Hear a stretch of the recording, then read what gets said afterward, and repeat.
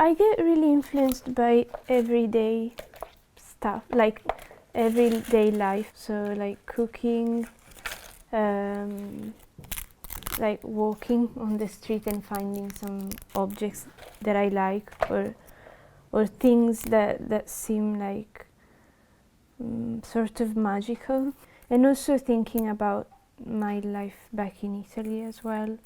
Sometimes I think of the mountains because I come from the mountains, or I think about the food there and like being with my family. I think I find something in my like childhood memories, and they become part of my work.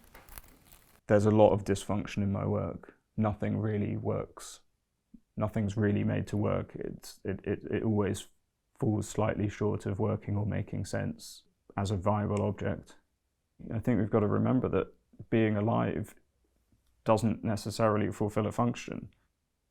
There are a few reasons why I like dealing with waste material. One is that it's got a kind of archaeology about it. It's got a story that new materials don't have. Once something is useless, it's quite interesting where that fits in society, because if it's useless but it's not waste, and that might be the position that my art takes, it's something. It's got to be something else, and art allows you to play with that set of relationships.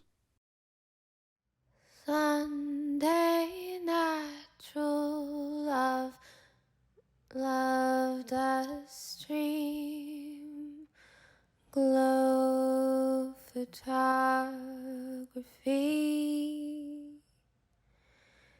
kiss me the color green, and then say rain, drip drop, drip drop, and then say rain. I mean, we're all born into a world that we didn't create, and we inherit histories, narratives that we didn't write. And I was always looking for a place that I could find my own voice and create my own history. I am interested in how stories present themselves within our society and how we can record emotion that doesn't fall into a storytelling cliche or trope. The main question I ask myself is, how do I keep my creative practice alive? How do I keep a connection to the practice and a connection to the audience? And for me, that's in a constant retelling, relooking and rethinking.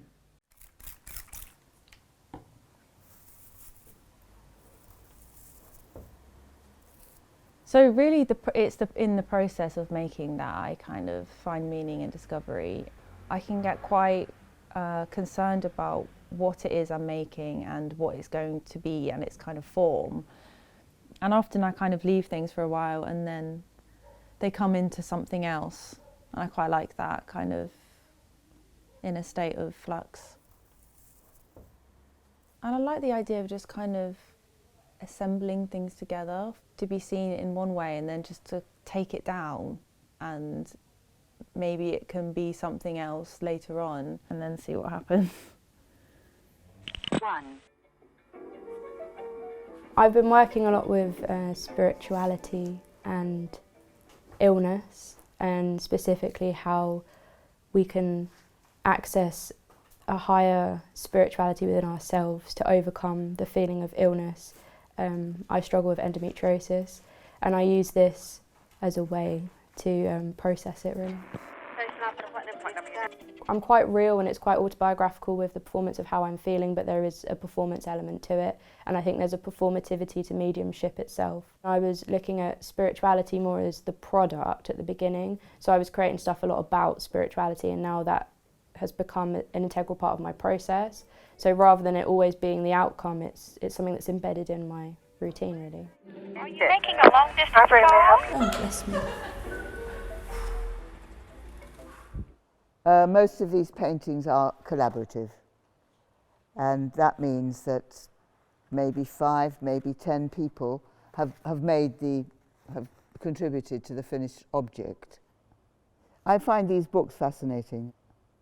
I just find that what happens when you put these disparate patterns together that have no relationship with each other, you think, but each one of these is